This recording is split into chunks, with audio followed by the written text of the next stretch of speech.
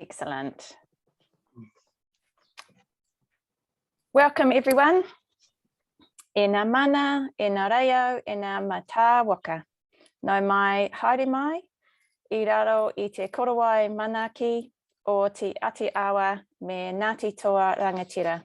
Nō reira, karanga mai, mihi mai, whakatau mai, tēnā tātou katoa.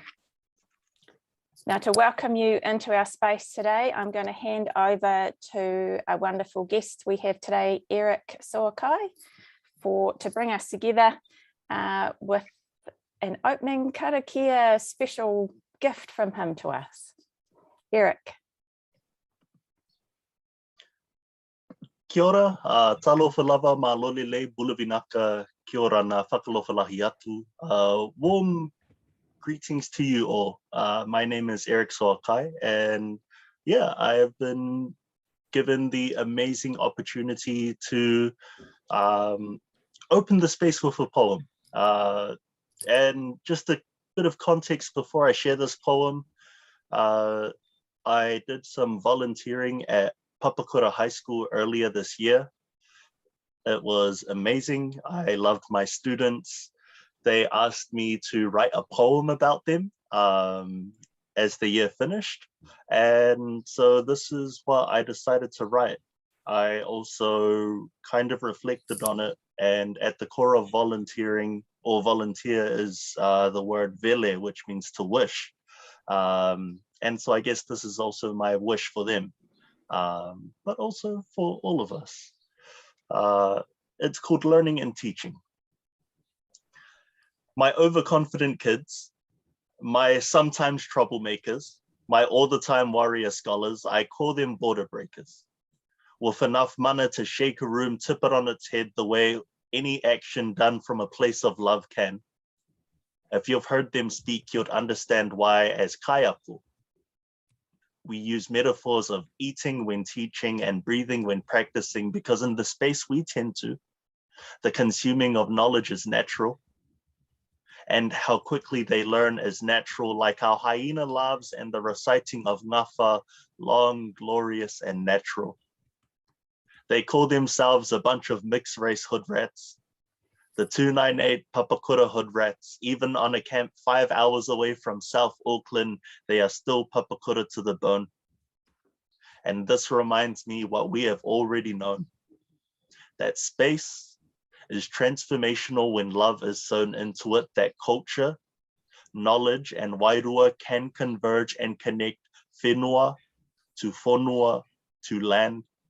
When we see our students where they are eye to eye, where they have much to learn and teach, where we have much to learn and teach. And you cannot tell me that the physical bodies we come into contact with do not ignite and summon the joy and ancestor within us when we share breath and space and time harmoniously and joyfully, knowledge threaded between dry jokes, song and laughter and lesson. This activation is for those who serve, for those who put others before themselves in the hope that the next generations can live for something better. This activation is for my students who trusted me enough to take the chip on their shoulders, stack them on top of each other until we had a platform that they could be seen from, because where I work, we may not have the size or resource of other schools, but if nothing else, we are the melted doors who survived the fires, the children of Maui who transform a space of poverty into a space of alofa, safety, and learning. Every day we turn up and decide to learn, because learning cannot start until you feel safe, the same way eating cannot start until the table is set. And I am proud that the students of my brother and I know that all knowledge is not taught in the same school, but honestly, this week, I am just proud that they decided to show up to school today. Ngā mihi, whawhatai tele lava. Thank you for listening. I'm now going to pass it back over. Tēnā pai. Thank you, Eric. That was beautiful and brought up many of the themes around young people that we are going to be talking about today, I think. So thank you very much for that. It's much appreciated. Kia ora tātou te whānau, no mai haere mai ki tēnei hui. Welcome everybody to our space today, and thank you again, Eric, for creating that space for us and getting us in that place where we can think about young people in a different way that we perhaps that we've thought about them before as a non-youth and I think I've been called a youth adjacent person. So I'm going to just want to run through what's happening today. If possible, can you please have your video on so that we can see everybody's faces and your microphones off unless you're asking our wonderful panelists a question, just so that we can actually all be here today to sort of see each other's faces and really feel like we're in the room together.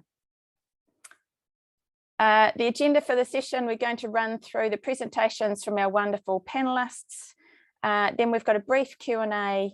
Then we're going to go into some breakout rooms where you have one of the youth panelists, all yours, to ask questions of and dig into some of those organisational specific things that you want to ask a young person when you've got them on tap, recognising that these panelists are current leaders, not future leaders. They're already leading in their space, so they have expertise to share with you.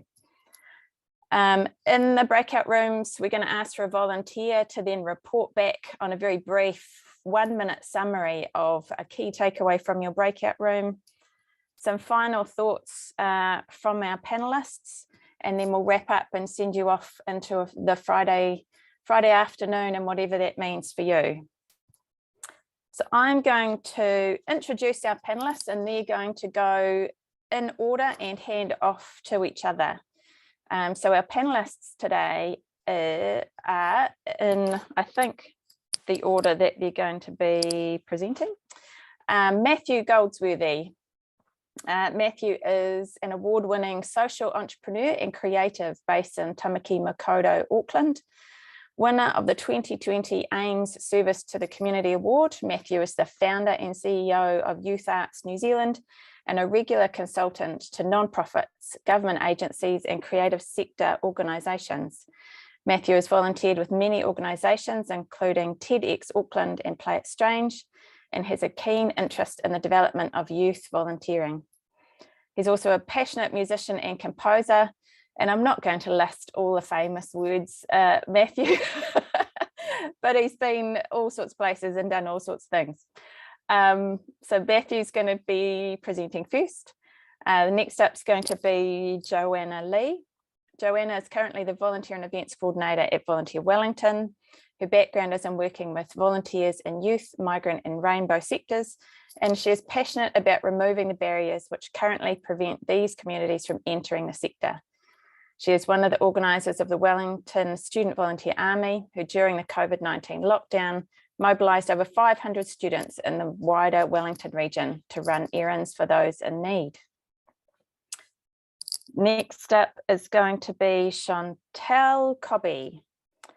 Chantelle has a heart for community mobilisation, community wellbeing and social change. In 2019, she founded the Micro Volunteering Collective, a community group dedicated to breaking down the barriers to traditional volunteering and enabling anyone, regardless of their age, gender, background or experience, to make meaningful contributions to their community through bite-sized volunteer tasks known as micro-volunteering, which is going to be super interesting. And then Teana MacDonald works at the Wellington City Mission, starting as a youth intern and now the Development Coordinator, Volunteer Services. As part of this, Teana is developing programs to engage youth in the volunteer space at the mission. Alongside this work, Teana is the youth pastor at a church in Porirua and is very passionate about engaging youth and organisations through volunteering. So you will end up in a breakout room with one of those fabulous rangatahi. So have a think as you're listening to their presentations of questions that you want to ask them in the Q&A as a panel or in the Q&A in the breakout rooms. I'm going to hand over to Matthew. Kia ora tātou, ko rangitoto te maunga, ko waitumata te awa, no Tamaki Makaurau ahau, ko Goldsworthy toku whānau, ko Matthew toku ingoa. Kia ora, thank you so much for having me here and for inviting me to be a part of this conversation. I'm extremely passionate about this topic and yeah, super excited to explore and unpack the themes of what youth and volunteering and youth and governance looks like today.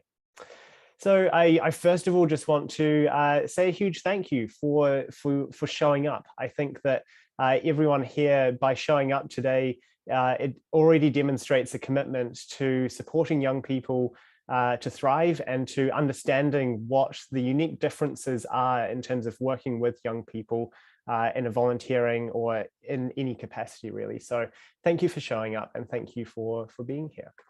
I want to, I guess, reinforce three key themes as I introduce this space today. The first is really about understanding what is the opportunity for inviting young people into these sorts of conversations. The second is around slightly shifting our understanding of traditional experience and moving more into an understanding of valuing lived experience. And then the third is opening our minds to a potentially new way of working that some of us may not have really done before. So moving into it, I guess the first question that I have, and something that I would encourage you all to reflect on, is why are you here today? What is your curiosity? Why are you wanting to invite young people into your conversations? Is it because it's something that is being driven by your community? Is it something that you feel like is the right thing to do and really want to learn more about it?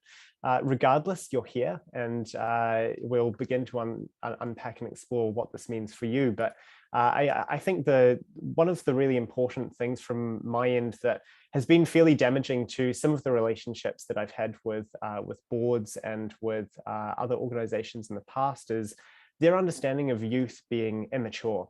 And I just want to take this moment to destroy that understanding. That's not why we're here today. We're here today to understand that young people actually offer an incredibly valuable perspective. And they often have incredibly unique insights into the communities that we work with. They are going through the systems that we build or are a part of the communities that we serve. And because of that unique positionality, they are really uniquely positioned to contribute to our conversations. Young people really have this incredible ability to advocate for a better world, free from often the, how I say, the kind of the indoctrination of structure and hierarchies that are thrust upon us as we move into later life. And so this space is a space where creativity thrives. A young mind is a space that just totally breeds curiosity and innovation. Rather than thinking within the box, young people teach us how to imagine a better future beyond the boundaries that we often subconsciously impose on ourselves and others. And so going beyond this, in terms of the opportunity from a business or from an organization's perspective, our young people are hyper aware of brand messaging, of cultural climates and current trends, and mainly due to, I guess, platforms like TikTok and Instagram. I'm sure many of you have grumbled at your kids or at young people on the side of the road as they're just staring into their phones. But let's tap into that awesome energy. And because they are so adjacent to these technologies, let's work in with that. They are so aware of what's going on in our world and how organizations are positioning themselves that incredibly they are able to digest all of this information. And so being able to tap into that, I think, is an incredible opportunity. And then, yeah, I guess in terms of an organization perspective, we all need to understand today's social climate. I think it's one of the things that that keeps popping up in the news around tone of voice being slightly wrong, and our young people are so aware of that. So incredibly important for our organizations to value that. So moving forward into my second point around valuing lived experience, it's very often that I hear that people say that young people don't necessarily have enough experience when justifying why they aren't directly involved in decision-making processes. So while that might be the case in the traditional sense of the word, in which wisdom directly correlates with age and career portfolio, I think we need to throw out the term experience when considering young people and instead replace it with lived experience. And then the third point is around opening our minds to a new way of working. So working with young people, we've got to understand that they aren't going to necessarily respond to the systems that we've built for working with other people.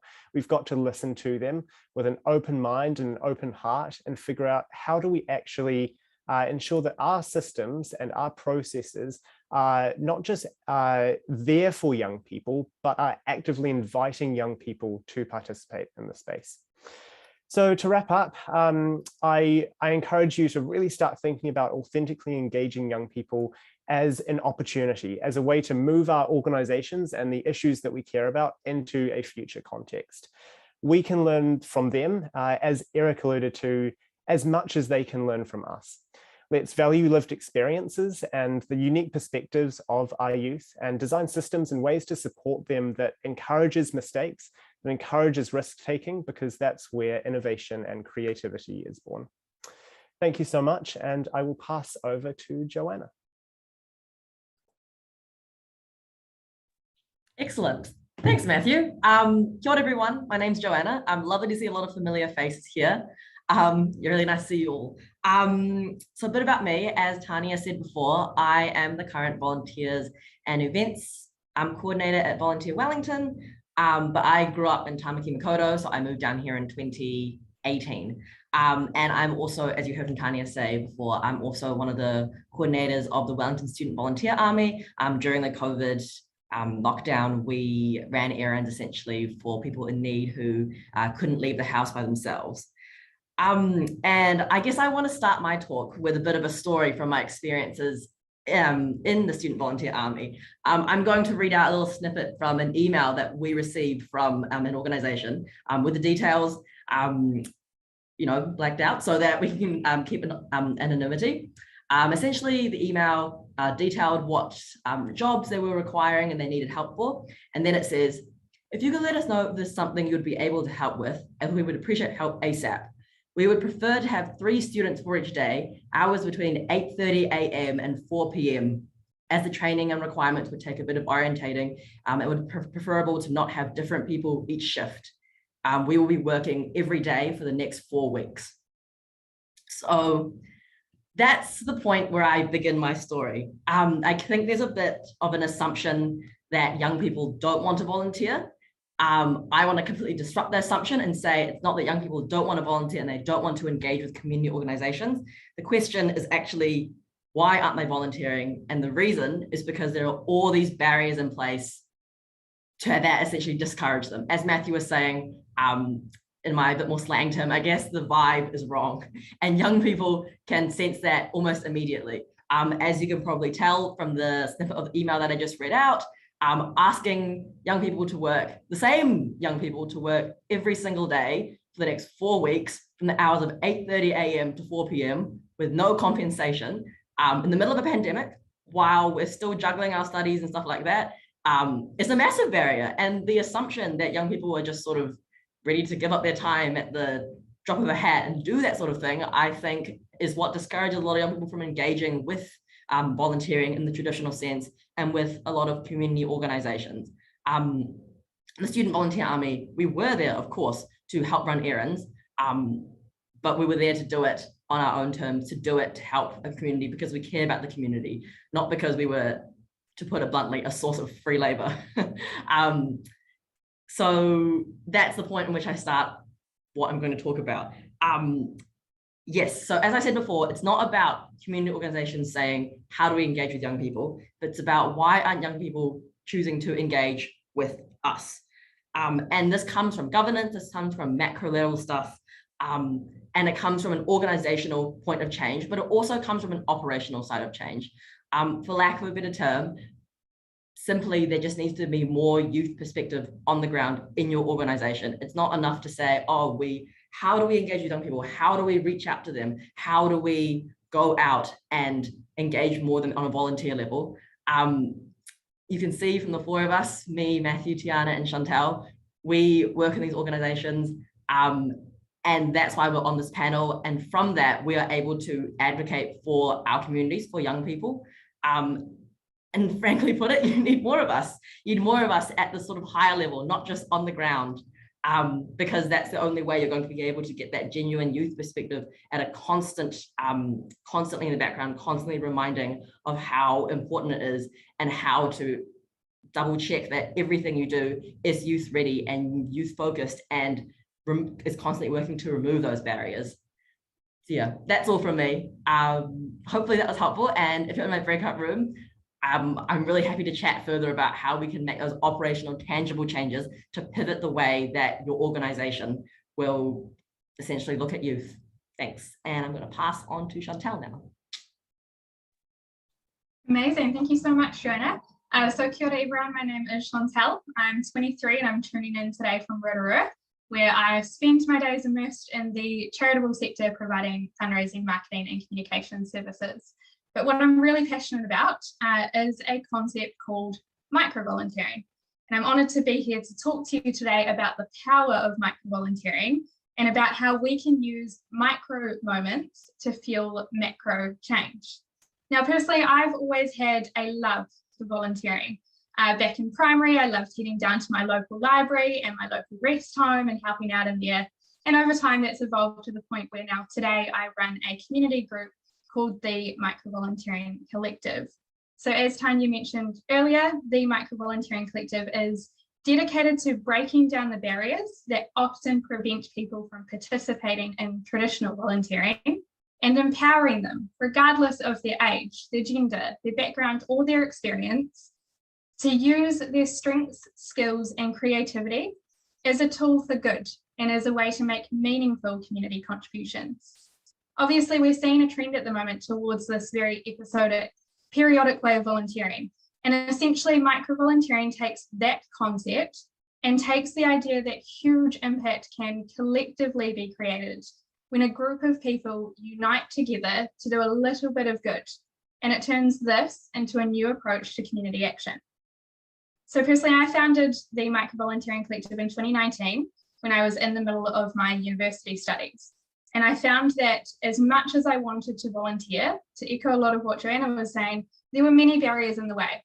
My time was limited. I was trying to balance part-time work and study. I had very limited transportation options.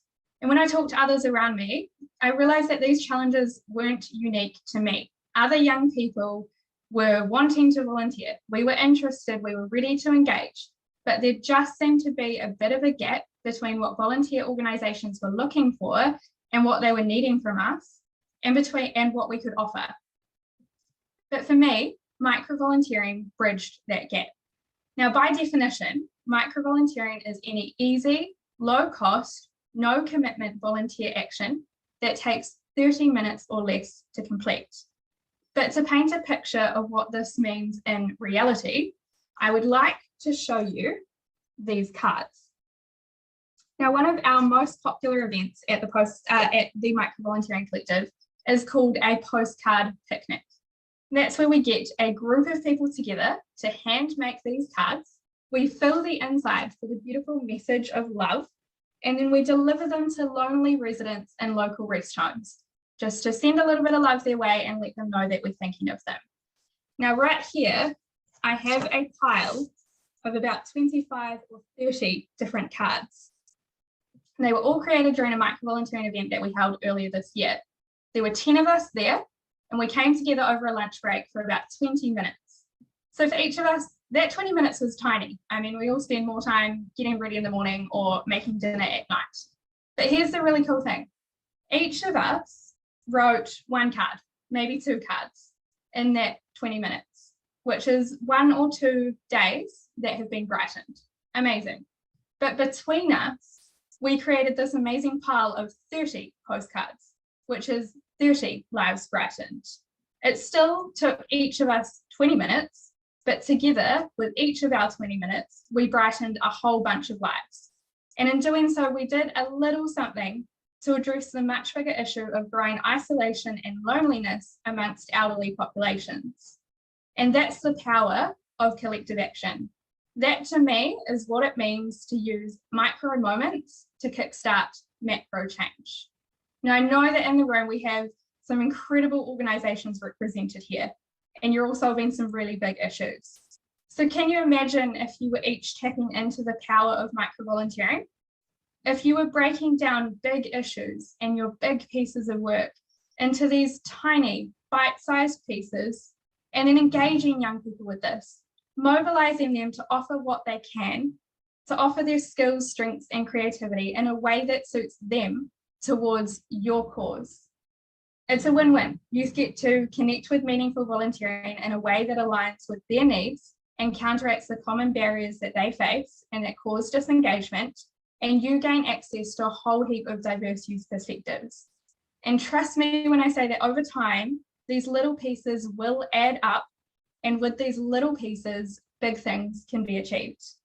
So as I wrap up, I'd like to challenge you to consider whether you may be able to use micro-volunteering to redefine and reimagine what youth volunteering looks like. So that's all from me today, and I'll hand over to Tiana. Kia ora, thank you so much, Chantelle. Kia ora, everyone. My name is Tiana. I work at the Wellington City Mission, as was said before. Yeah, I started here in a youth internship last year, and kind of when I came in, they were kind of like, yeah, go work in the volunteer space. I was like, awesome, cool, amazing to be a part of. And when I first kind of showed up there as a young person, I was like, oh, where are all of the youth volunteers? And was kind of told basically, unless you're over 18 years, you can't really volunteer with us. There is no space to volunteer unless a caregiver comes in with you. And it was just this long kind of complicated process. And I was like, oh, I was kind of taken aback and was like, are you guys open for this being changed? And they were like, we would love youth to be here, but we really don't know how to do this. And so I kind of began kind of thinking about what could it look like for the Wellington City Mission to be a place where youth want to come and volunteer, where they want to be a part of something. And so out of that, we've designed a program. And so the vision of the program is to equip youth to be connected, caring, and contribute in their community. And so I kind of think, as you've heard today, we look at this generation of youth who are so passionate about being a part of something bigger than themselves. And so when I started looking at this work, I thought, how can we draw the link between this passion for social justice and for being a part of change to volunteering? How can we draw that link together? So we piloted a program last year with 6 students who came in and volunteered for an hour every week for 3 months. So it was a part of the Duke of Edinburgh service. But the program kind of holds 2 parts to it. So it has an education point of view to it. So we talk about all those kind of bigger issues of why our organisation exists, of what the reality is for the people who walk through our doors needing to receive our help. And then we kind of link that to, and here's how you can be a part of it. Here's how you actually coming to open our cans to dispose of our food properly actually is connected to our wider vision of caring for our community. Here's how you coming to bake a batch of brownies that is going to end up in our community lounge tomorrow actually helps connect our community together. So it's drawing that link for youth of your volunteering means something to our organisation. But for us, that actually looks like stepping out and approaching a school. So kind of what Joanna was talking about taking down those barriers. We didn't kind of expect to just put on our website, youth come volunteer here and everyone come flooding in. It actually has and still is taking a lot of work to go out and to kind of look at recruiting youth and making our place, our organisation, a place that youth want to come and volunteer. So we approached a school initially and we said, have you got 5 students who want to participate in this? And then from there, it has just kind of organically grown. And so we have more students back again this year, and they bring passion with them, they bring questions, they're exploring, what do I do with my life? How can my life mean something? And so we're kind of just connecting that into our organisation. So it kind of aims to have a leadership development part to it as well. So at the moment we have students who are about 14 years old, and they come in groups of 5, and they come in to volunteer. At the moment, I'm overseeing them, but the goal is that when they come back again next year, that they can actually assistant lead, so they can step up and they can lead that group of 5 in volunteering and in talking about the work that we do. When they come back the following year, the hope is that they aren't only leading the group of 5, but they're actually developing younger leaders as well to step up and help them. And so that kind of aims to create some sustainability and some growth to the program. Yeah, we've had really positive feedback so far as well. So one of our students from last year, she said, truly an experience that will stick with me forever. I have truly learned the value of communication, teamwork, and compassion. And so it's really, I guess, as organisations, how are you guys making yourself a place that youth want to come and volunteer? How are you breaking down those barriers and reaching out to youth, creating programs and creating space within your organisation to have youth? So thank you so much. I'll hand back to Tania. Oh. Wow. What I loved about that was watching everybody listening to the panelists busy writing notes. So I think moving into the Q&A is going to be pretty amazing, and into the breakout room. So it's lovely that you guys are all taking notes from our amazing panelists. So thank you for all those different perspectives. So we're going to have a brief Q&A now with the panelists about their presentations. And so I'm going to ask you to put your most burning question into the chat. And so while you're all doing that, and then I'll have a quick run through, I'm just going to ask our panelists, and you guys can jump in or sort of sort out between you who's going to answer the question first. What do you think volunteering means to young people at the moment? Yeah, if I can jump in there, I think, and sorry, I can't remember who touched on this earlier, but it really is about that sense of purpose. I think our young people are growing up now, inheriting a lot of challenges and issues, and really wanting to make change. And so this is about providing them with a platform to make that change. And micro volunteering, longer volunteering is a way to channel that awesome energy and give them a sense of purpose as well. Mm-hmm. If I can jump onto that as well, just piggybacking what Matthew was saying. Yeah, I totally agree. Like, young people sort of growing up with a sort of existential like fear and like knowledge of these like massive issues, which are bigger than like, you know, a lot of things, massive issues that like critically need to be solved. And the fact is that like that sort of fear can be like really like crippling and like a better term, really depressing. So channeling that energy into volunteering, saying like, this is a tangible change you can make in your community, a tangible action you can take, I think is vital. Yeah.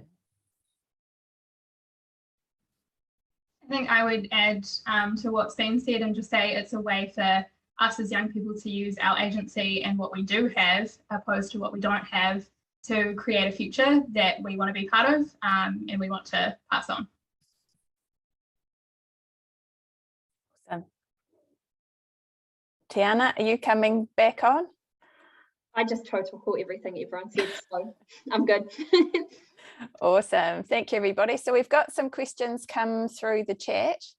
And the first one is around that the Vulnerable Children's Act makes it legally challenging to engage youth under 18 safely. So do you have any ideas to help with that barrier? I can jump in here. So that's why we looked at doing something with multiple students volunteering at once. That means that people are always there.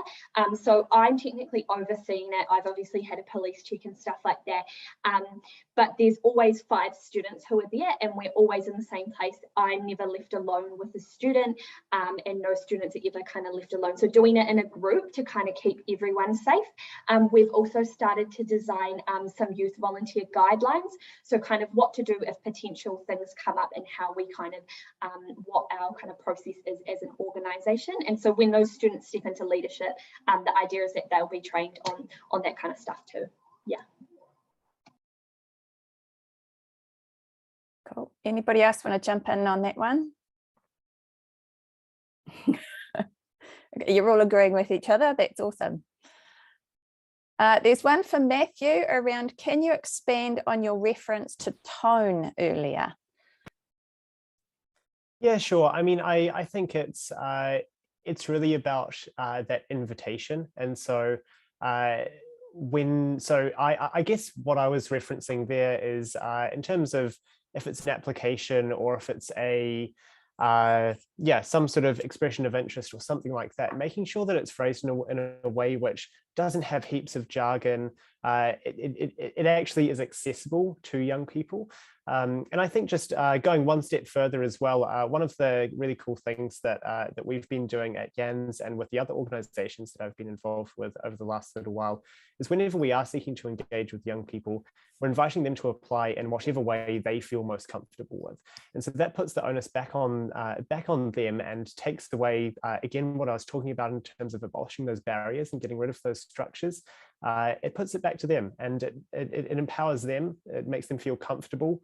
And I guess that's what I was more talking about tone in the overall sense of making sure that we're inviting young people rather than just presenting where we're at as an organization. Awesome, thank you. So Evan, put in another question if that didn't quite hit the mark for you. No, that's fantastic, thank you. Awesome. Okay, well, next, and I'm just going down the list at the moment, and I have noticed there's one for Chantelle asking, do you work with organisations outside of Wellington? Chantelle, I think you were in Rotorua, but we are going to share the panelists' contacts. So if you do want to get hold of them, they have given permission to do that.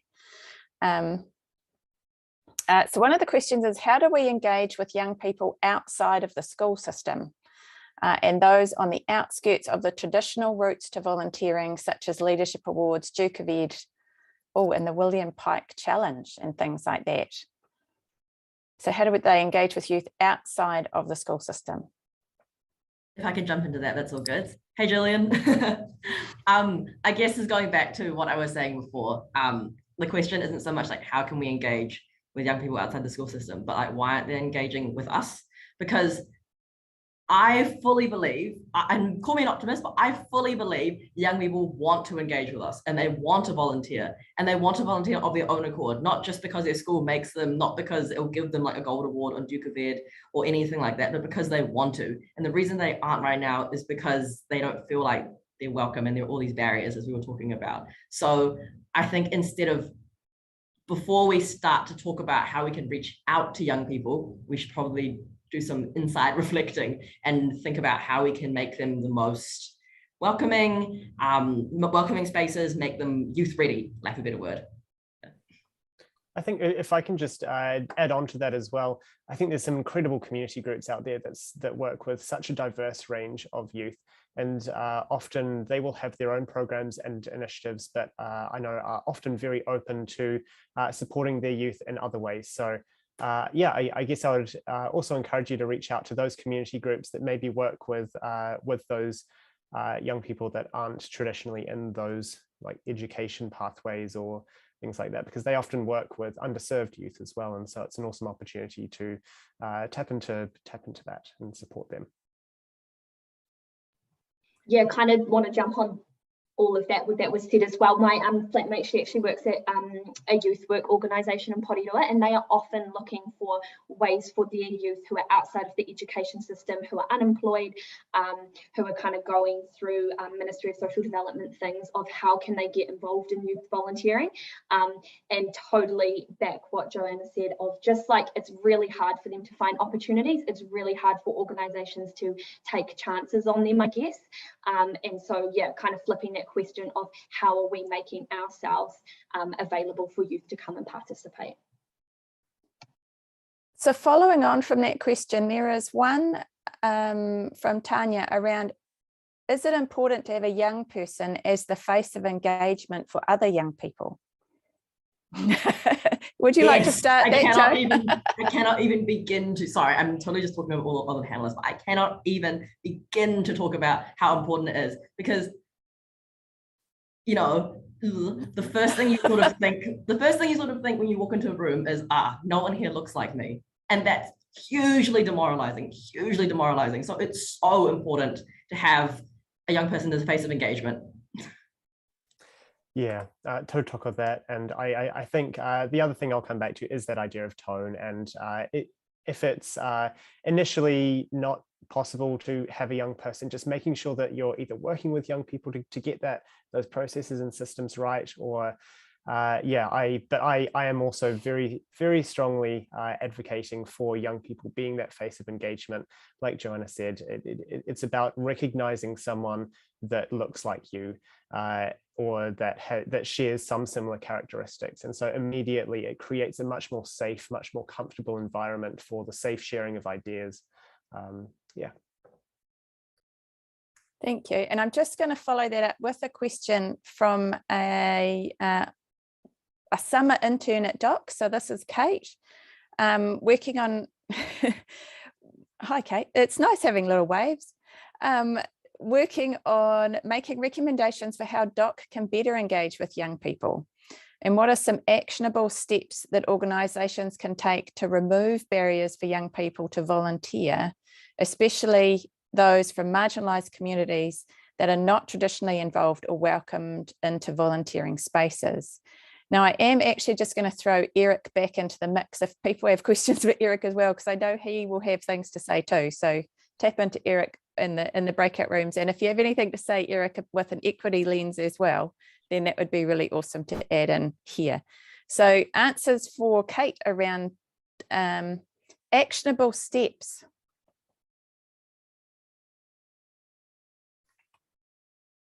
I think the first it's awesome to hear that your organisation is open to thinking about how young people can be involved, but to kind of everybody else as well, it is kind of thinking, like, are your organisations as a whole willing to listen to young people? Are you in the place now to start putting in place those actions, to reaching out to schools, to organisations, to organisations who work with marginalised communities, to engage them in?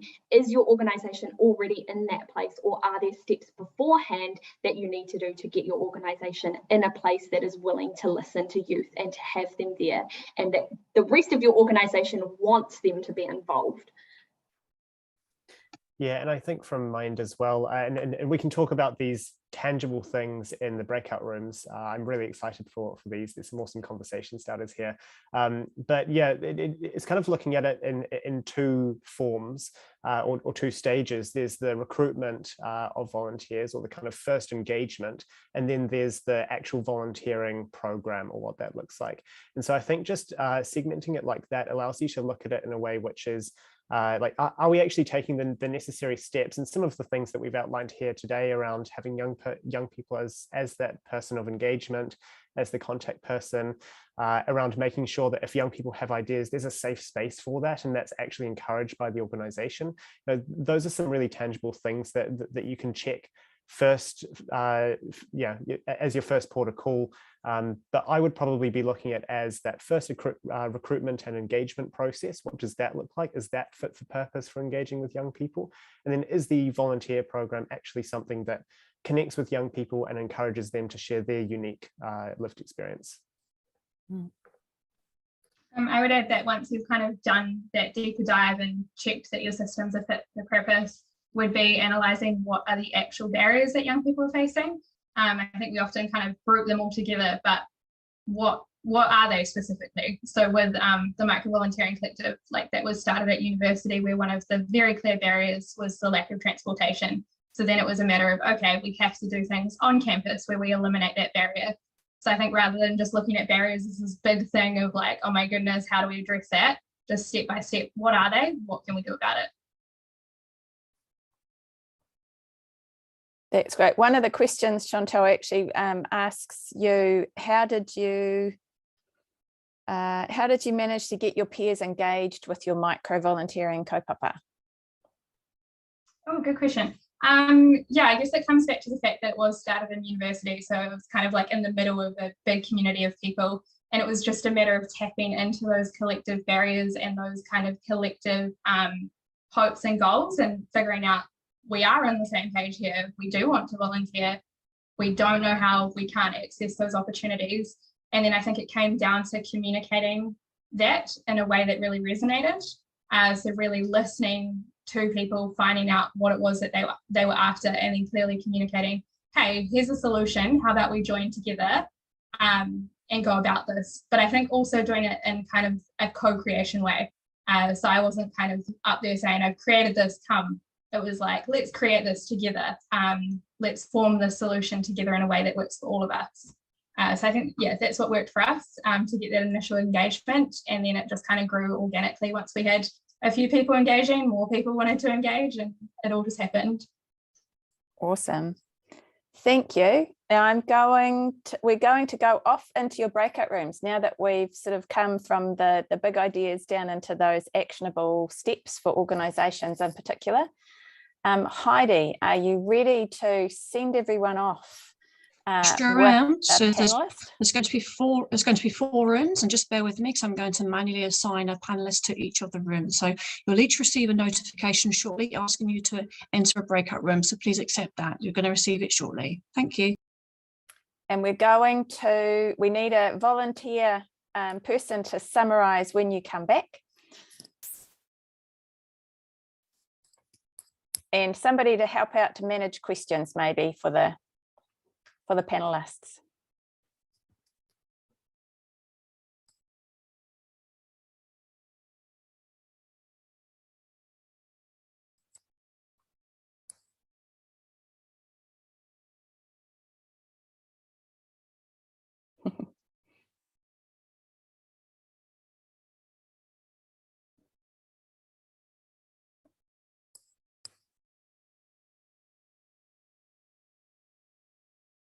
Are you going off to a break? Oh, no, she has. Okay. How are you going, Annie?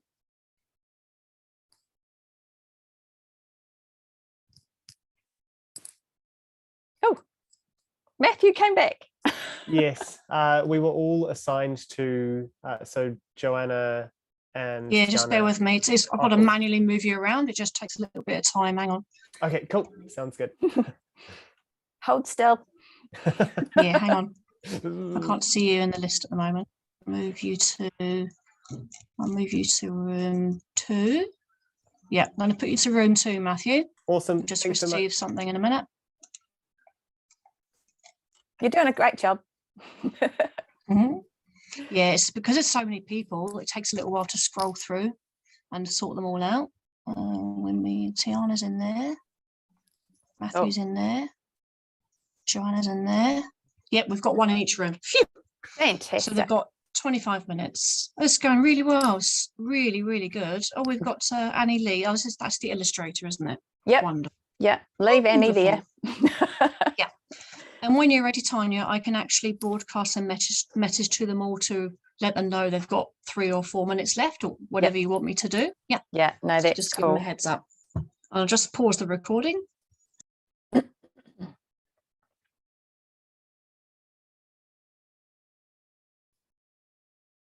Welcome back. I'm just going to shuffle my panelists around my screen again so I can see them all.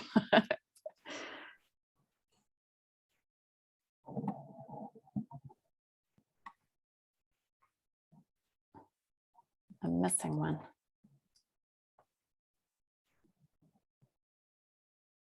Yep, Chantelle's just coming back shortly. Yeah.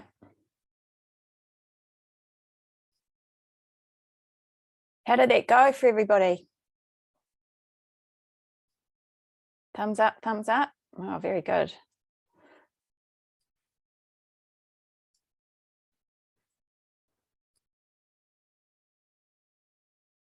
Oh, I'm still looking for Chantelle.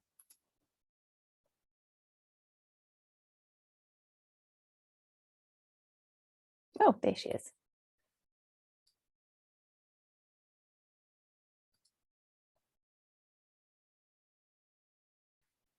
Okay, that's almost everybody back. Welcome back, everyone. I hope you had some detailed and very useful, actionable conversations while you were off in your breakout rooms with our wonderful panelists. We're going to go around and have the 1-minute summary from each room. So I will ask Matthew, who was your volunteer to summarize your breakout room? Goodness, I'm so awful with names. Who was that? It's me. The volunteer from Matthew's group. It's me. Is that right, Matthew? Or are you in multiple groups? You Yes, buzzed halfway yes, through. Evan. Right. Yeah, thanks so Lovely. much. No worries. Hey, we talked around safely engaging youth and the Vulnerable Children's Act being a massive barrier. Matthew encouraged us to build trusting relationships between young people and youth leaders in volunteering events well before the event itself, just to remove any anxiety there and kind of get set for success. And yeah, there's a lot of discussion about getting a massive throughput of volunteers, but basically that Vulnerable Children's Act being a massive barrier, and some of the NGOs just putting that engagement in the too hard basket, and there's clearly a lack of a really clear steer about what to do and what not to do under that legislation. We talked around transport for young people being another significant barrier, and that the need for that being included when funding projects. Yeah. So the risk adversity and the lack of clarity is the big barrier that came out of our korero. That's us really. Cool. Thank you, Evan. Right, so Joanna, who was your volunteer? Karen nicely volunteered. Thank you for that. I appreciate it.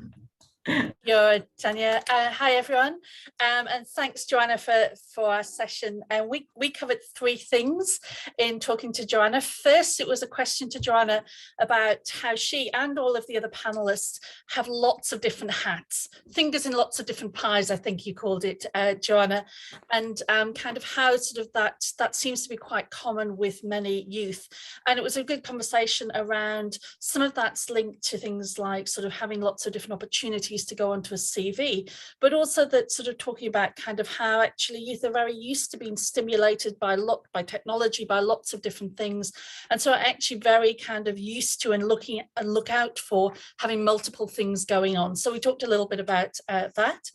We then had a really good conversation around an experience that Gillian had around working with Queenstown High School, so from Volunteer South Central Lakes, and around developing an app to sort of cut out the paperwork, but actually often needing some of the paperwork to be done, and how do we do that? And Joanna had some really good sort of ideas around actually sometimes it's about getting off technology and thinking about sort of gathering information with volunteers is about relationship building rather than form filling. So seeing that kind of data collection as part of developing that interpersonal relationship rather than just here's a form. So it was quite interesting. It wasn't necessarily technology that would help us there. And then we were just getting into a really interesting conversation around intergenerational, the challenges and opportunities of having both youth and older, more mature volunteers as well. And that sometimes that older volunteers can bring prejudices about youth, not just our organisations, and what some of the things that we might start thinking about in terms of supporting youth in those spaces, and also supporting our older volunteers as well. And a really good example of often bringing in youth together as a group so they don't feel sort of vulnerable or the only young person in the room, and actually creating more social experiences, and some good examples of where kind of intergenerational volunteering is really successful. It's a really powerful experience. Great, Thanks, thank you, group. Karen. And Chantelle, who was your volunteer report back person? Volunteer was Olga. Olga. Kia ora. What we were talking about, so we had few reflections on our work with youth, And then there were a couple of questions for Chantelle, and thank you so much, Chantelle, for being there with us. So the reflections were around advantages of micro-volunteering, and one of us reflected it actually happened in her organization, and it's something that actually led to a little bit more committed volunteering a little bit later on for that specific youth group. We were also talking about like the advantages that youth bring to volunteering and to organization, and that the experience, the life experience that and the visibility that youth really do care about what's happening in their community and internationally, and the energy that they bring to their work, and also reflection on the importance of having actually youth in the leadership or the management roles we want to engage them. And there were a couple of questions. One was around how to set up youth volunteering and perhaps micro-volunteering in large organization with quite a strong structure. And the answer was around like how to tap on some of the core statement and how to relate to what's the core statement of the organization, and something around like long-term sustainability. So the importance of training young people, because we will need them for the future. We need them now and we need them for the future. And then at the end, there was how to maybe connect with youth, even if maybe there might not be an opportunity for the youth to volunteer, but there might be like a shared language and there might be a shared interest. So that could be a way to connect as well. And thank you so much for Chantelle. We were, I think, all inspired by the whole micro-volunteering. So thank you for that. Great. Thank you, Olga and Chantelle's group. And Teana, who was your person? Wonderful Tania is going to share. The wonderful Tania was voluntold by Teana. Sure. So, yeah, thank you, Teana, for sharing your thoughts with our panel, first and foremost. So we had to talk about a few things. Some things have been mentioned through the other panels. But one of the things we spoke about, actually one of our other awesome young people on here mentioned was how do you navigate or maneuver a space, especially during the times that we're in at the moment with lockdown and a lot of things being remote, is how do you manage volunteers in a remote space? And the challenges kind of around that. So we had quite a big discussion about that, which I felt was a really good point to bring up, because we have been doing a lot of things remotely.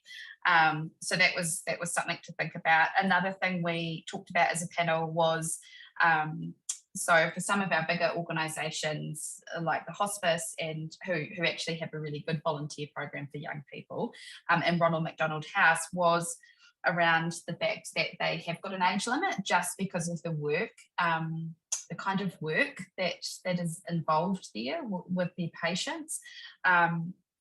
Our lovely lady that's on today from Ronald McDonald House is pretty keen to catch up with our panellists after, because a point that she mentioned was the volunteers that do contribute to Ronald McDonald House are your kind of older retired age bracket, whereas a lot of the patients that are there are your young people and your children. So some discussions I think are going to happen around that space after this platform, which is really cool. And another conversation we had was around the youth strategy that our council's doing at the moment.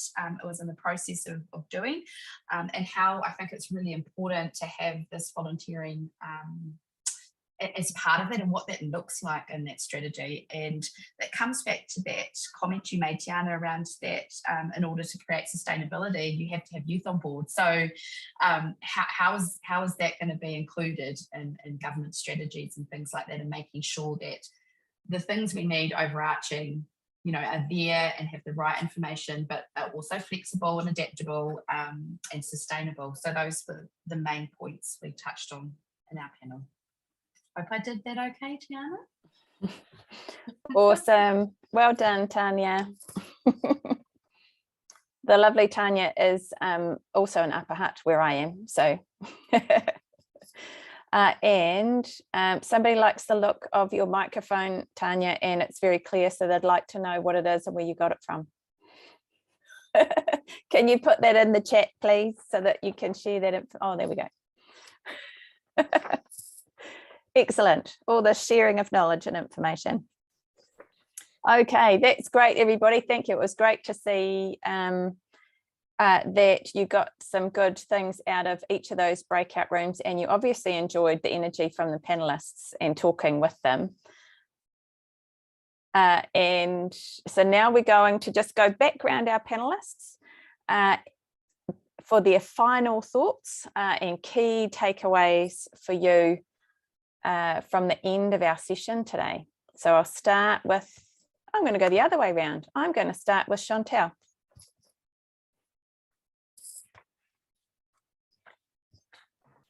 Sorry, once I can get myself off mute.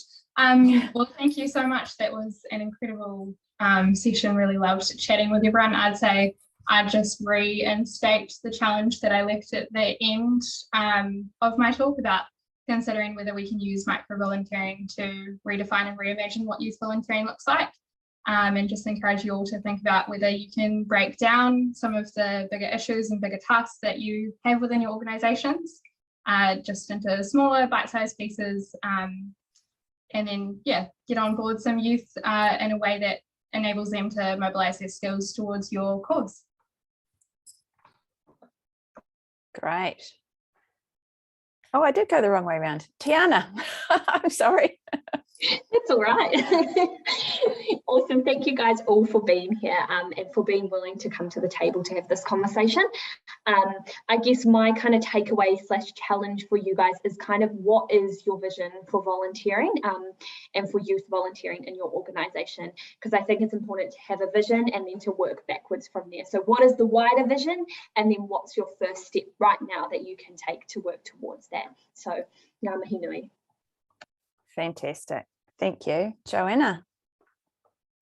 Yeah, again, it's been said before, and I'm sure it'll be said again, but thank you so much for coming to the session. I guess it's really heartening to show that people care about young people in the sector, yay, and that you want to engage with young people in volunteering roles.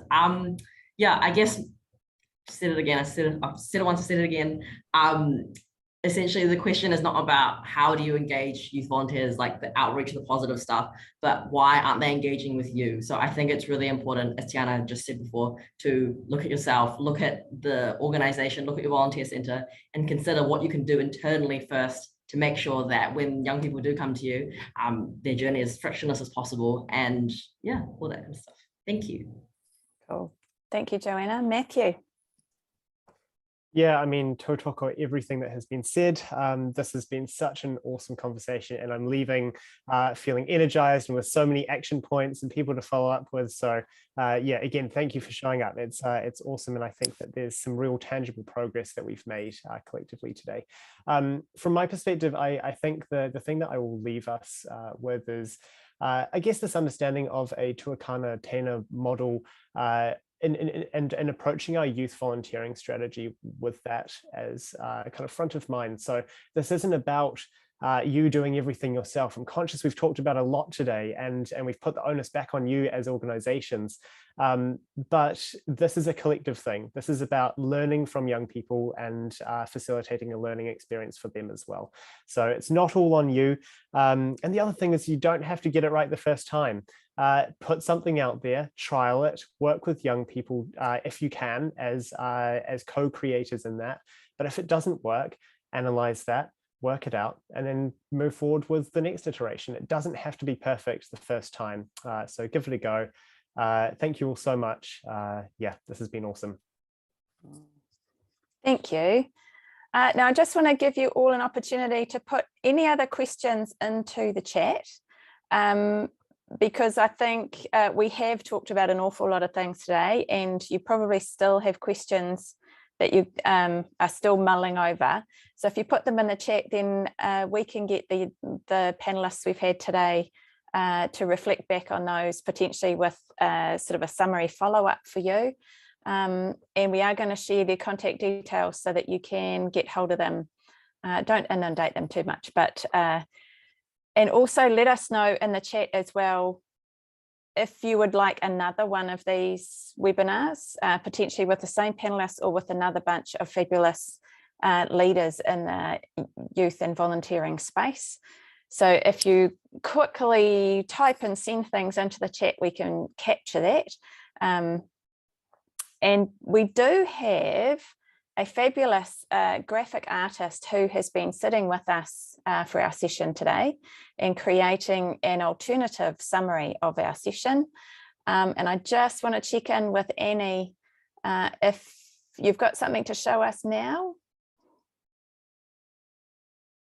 I'm just watching the chat zoom past me on the left-hand side. Oh, no, Annie's saying it's a bit messy. Fair enough. That's how conversations go when we talk around community doing anything. We're happy with messy. So we're going to send out a fabulous summary graphically for you, just to illustrate that there are different ways of doing things and to think outside the square when we're approaching youth and young people and volunteering in general. We have the opportunity now to reimagine volunteering going forward. So let's see what changes we can make to engage more people across our sector. Are there any final questions for anybody? Quickly looking through that. So let us know if you want to have another one of these potentially, and any other questions, and then we can follow up with you.